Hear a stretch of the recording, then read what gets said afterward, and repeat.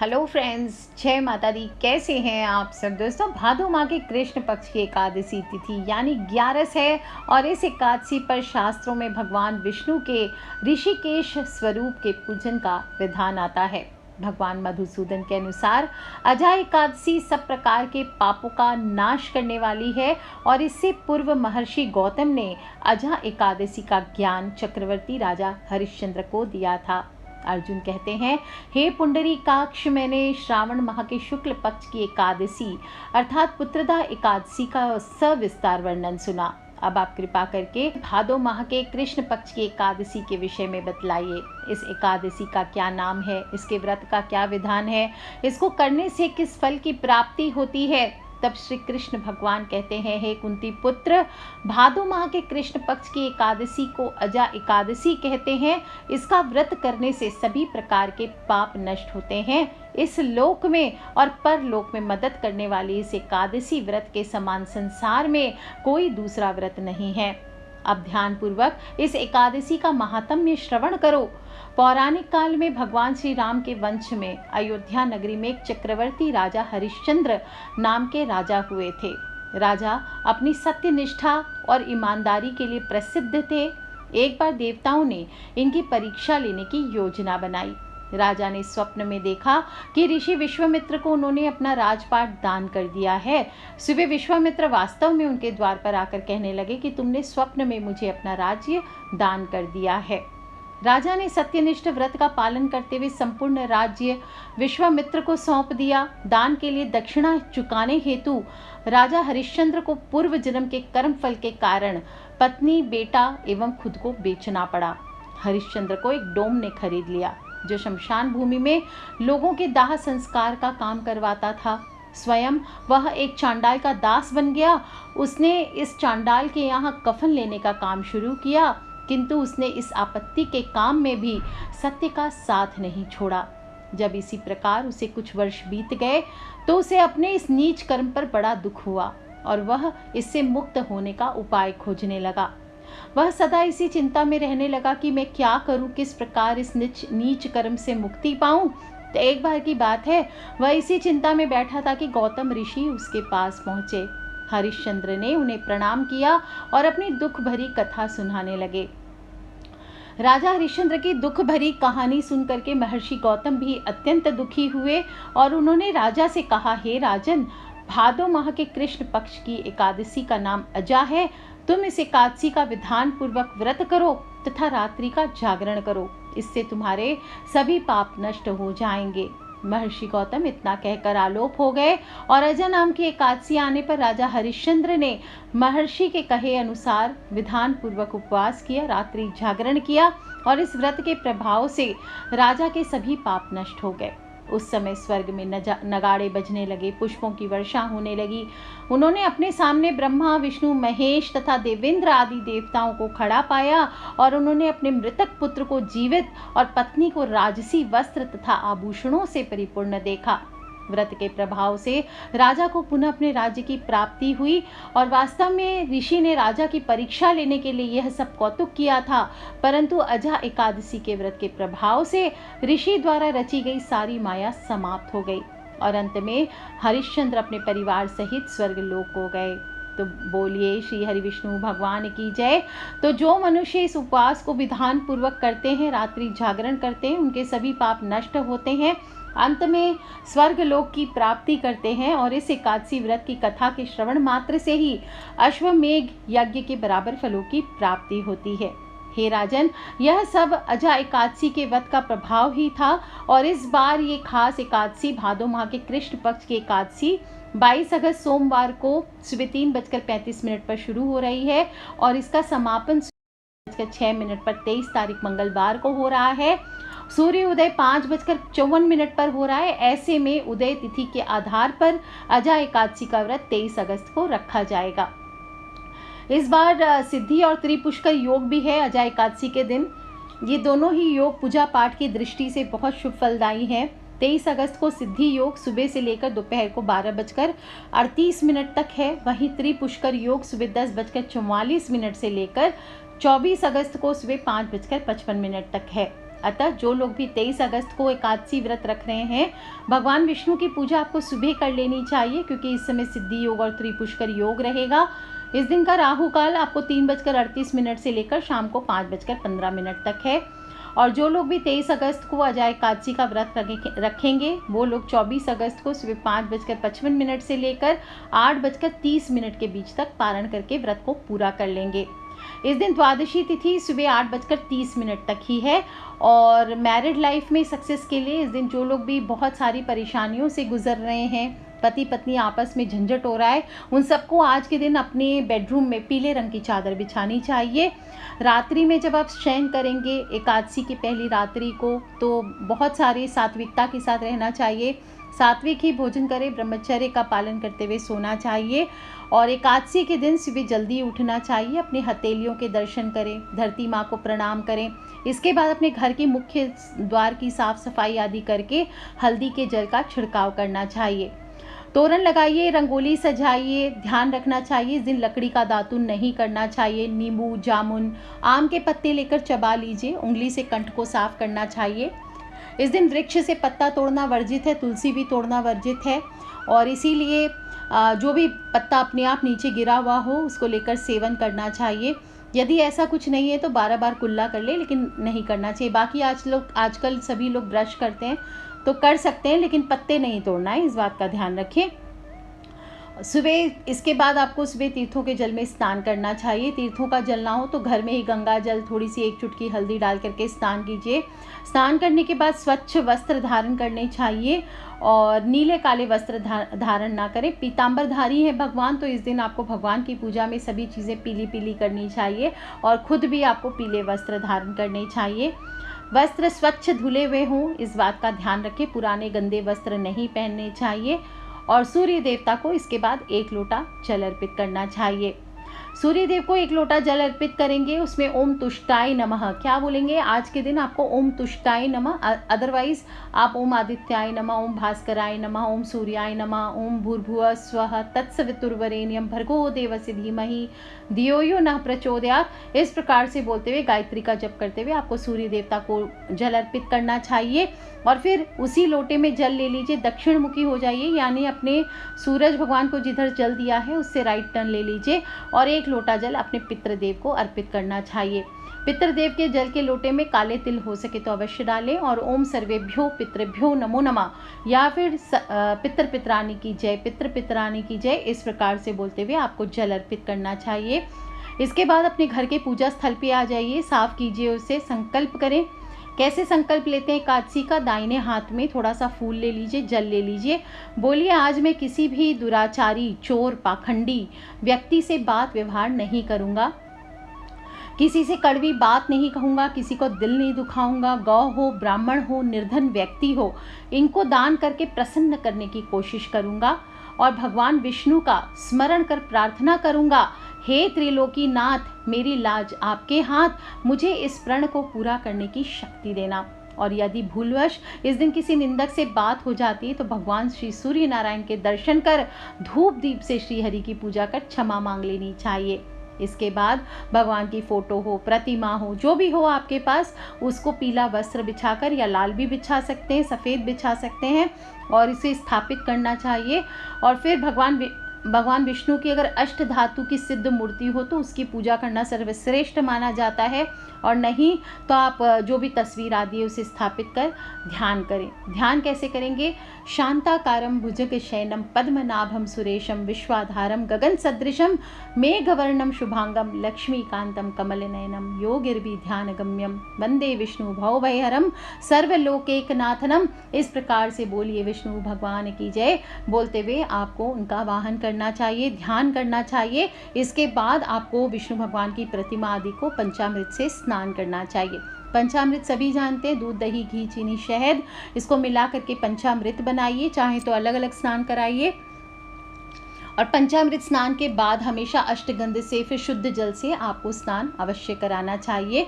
आपके पास दक्षिणावर्ती शंख हो सिद्ध किया हुआ तो माता लक्ष्मी का साक्षात स्वरूप माना जाता है, तो इसे 1.25 लाख जप से सिद्ध करके आपको हमेशा घर पे रखना चाहिए। और हर एकादशी को, पूर्णिमा को आपको श्री हरि विष्णु भगवान को दक्षिणावर्ती शंख से जल भर करके या पंचामृत भर करके अभिषेक करना चाहिए।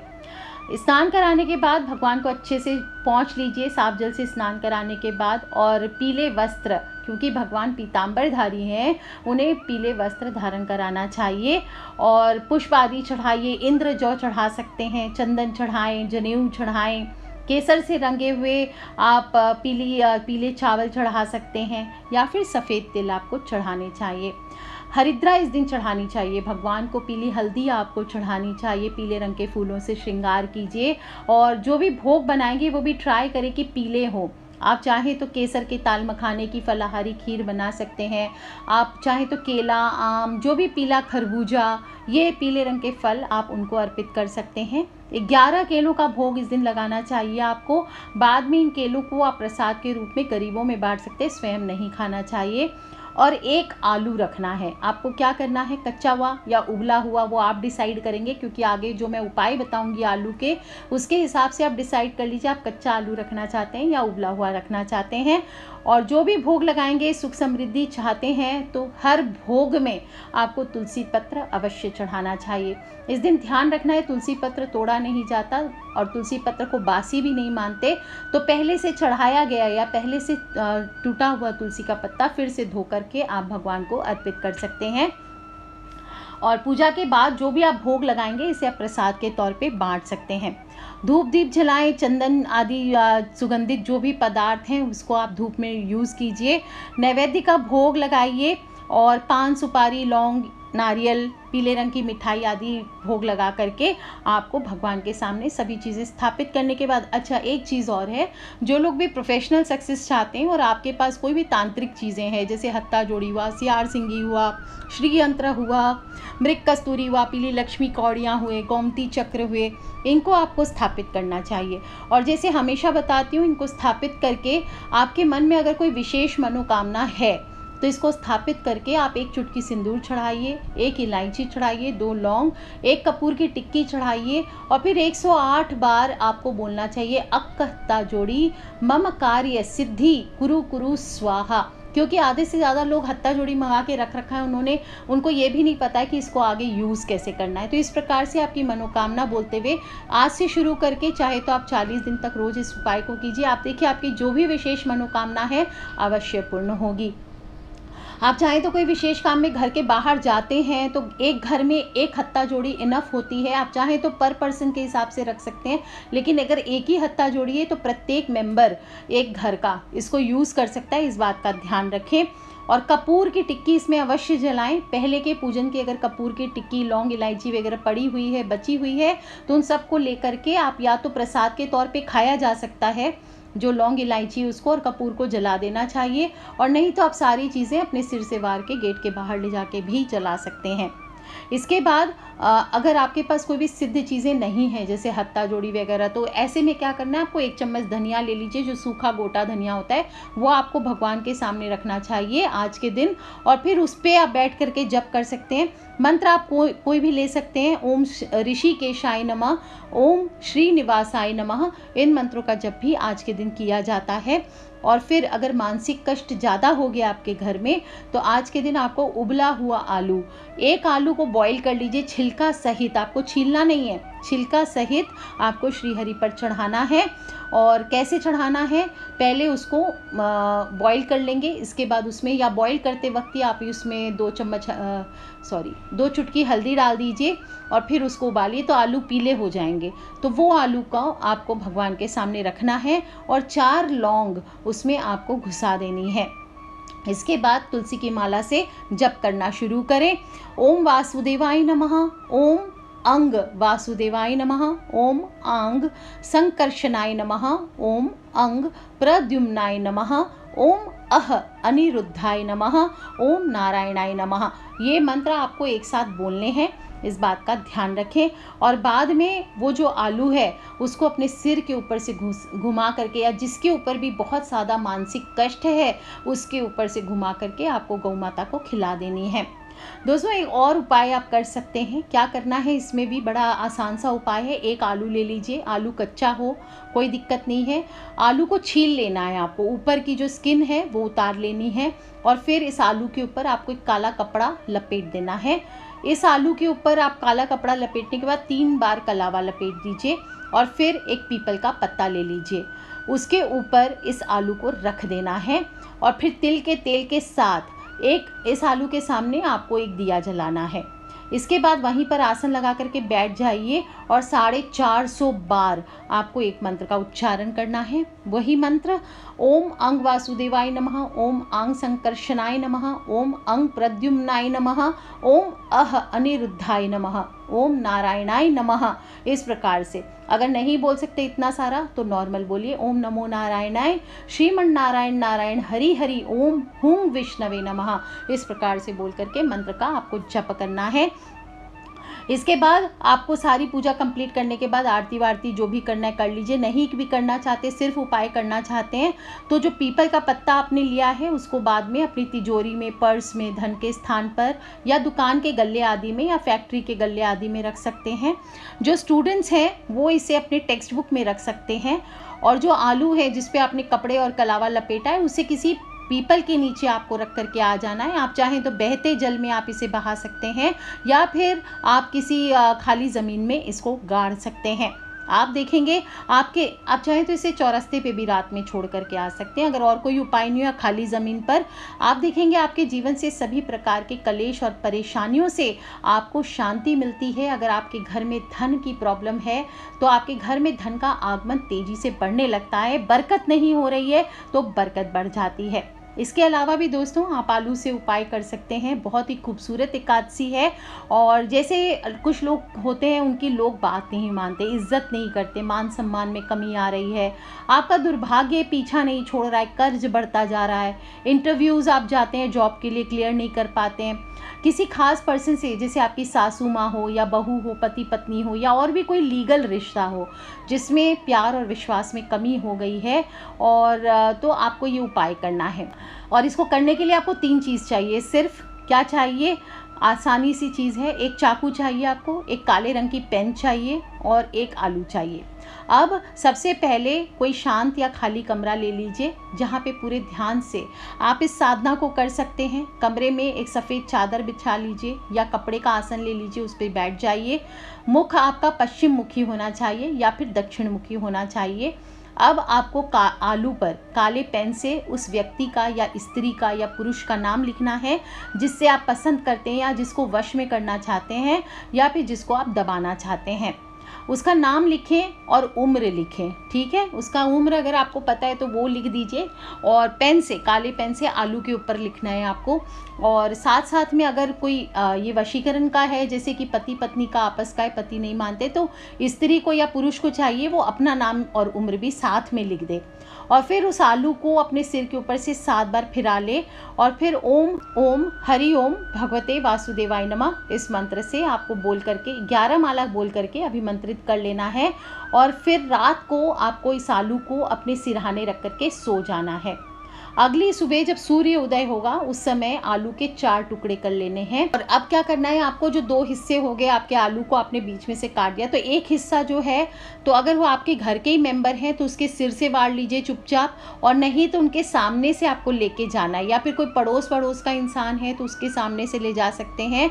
और हो सके तो दूसरा है कोई अड़ोस पड़ोस का मामला है या दूर का मामला है तो उसके घर की छत पर या उसके घर के सामने फेंकाइए। और बाकी के 2 हिस्से जो हैं वो पीपल के पेड़ के नीचे आपको दबा करके आ जाना है या पानी में प्रवाहित कर देना है। आप देखेंगे इस उपाय को करने के कुछ ही दिनों में आपका असर बिल्कुल बहुत स्ट्रांग हो जाएगा। और 2-3 एकादशी या पूर्णिमा मैं आपसे रिक्वेस्ट करूंगी कि इस उपाय को 2-3 बार करें पूरे इसके बेस्ट रिजल्ट्स के लिए। दोस्तों, एकादशी का दिन है और बहुत सारी चीज़ों का सेवन नहीं भी करना चाहिए। उपाय अपनी जगह, कथा मैंने सुनाई है, कथा सुन लीजिए, और प्लस कुछ बातों का ध्यान भी रखना है। आज के दिन आपको चावल हुआ, जौ हुआ, नमक हुआ, नॉनवेज, मांस, मदिरा, बैंगन, सेम फली, इस प्रकार की जो गोभी, ये चीज़ें, सब्जियां आदि आपको आज के दिन नहीं खानी चाहिए, सर्वथा निषेध है। और इस दिन आपको 2-3 बातों का ध्यान रखें। जो लोग भी व्रत कर रहे हैं वो या तो एक समय फलाहार करें या दोनों समय फलाहार करें या एक समय सात्विक भोजन खा करके आपको व्रत करना चाहिए। चावल बिल्कुल ना खाएं, प्लीज़ रिक्वेस्ट है। दूसरी चीज़ है, और मसूर की दाल भी आज के दिन नहीं खाई जाती है। वहीं भोजन करने के साथ साथ आपको अपने स्वभाव का भी व्रत रखना चाहिए। किसी भी प्रकार का क्रोध, चुगली, बुराई, किसी का अपमान करना, ये चीज़ें भी, चोरी, हिंसा, किसी भी प्रकार की मारपीट करना, आपको ये सब भी आज के दिन नहीं करना चाहिए। कम से कम बोलें, अपने मुख को बंद रखें, ज़रूरत के अनुसार बोलें, ये आपके लिए सर्वश्रेष्ठ होता है। किसी भी प्रकार की गलत काम ना करें, जैसे जुआ खेलना, पराई स्त्री पराई पुरुष का गमन करना। गलत काम तो किसी भी दिन नहीं करना चाहिए, पर आज के दिन विशेष रूप से करने से ज़बरदस्त पाप लगता है। साथ ही साथ पति पत्नी को चाहिए कि इस दिन ब्रह्मचर्य का पालन करें और मिल करके भगवान की भक्ति में ज़्यादा से ज़्यादा समय व्यतीत करें। व्रत की कथा जो मैंने सुनाई है आपको, वो खुद भी सुने और अपने फ्रेंड्स, फैमिली, मम्मी पापा, भाई बहन, बच्चे, सभी लोगों को आपको सुनाना चाहिए। देखिए दोस्तों, ये छोटे छोटे उपाय करके ये एक आलू आप कुछ कर सकें या ना कर सकें, कम से कम आज की रात एक आलू ओम श्री महालक्ष्मी नमः, ओम श्री महालक्ष्मी नमः, ओम श्री महालक्ष्मी नमः, इस प्रकार से बोलते हुए उस आलू को आप सिद्ध कर लीजिए और फिर उसे अपने सिर से घुमा करके कल घर में इस एक आलू को मिला करके आप सब्जी बना लीजिए और पूरे परिवार सहित खाइए दोस्तों। और फिर देखिए कैसे आपके जीवन में माता लक्ष्मी का निवास होता है। कर लीजिए उपाय, खिलखिलाते रहे, मुस्कुराते रहे। अपने फ्रेंड्स, फैमिली, मम्मी पापा, भाई बहन, बच्चे, सभी लोगों से इसे शेयर करना आप बिल्कुल ना भूलें। और किसी भी तरह के प्रश्न हो एकादशी से रिलेटेड, प्लीज़ मुझे वीडियो के नीचे लिख के अवश्य पूछ लें। आज के लिए इतना ही दोस्तों, खिलखिलाते रहे, मुस्कुराते रहे। Take care friends, love you all. जय माता दी, बम बम भोलेनाथ की जय, विष्णु भगवान की जय, लक्ष्मी मैया की।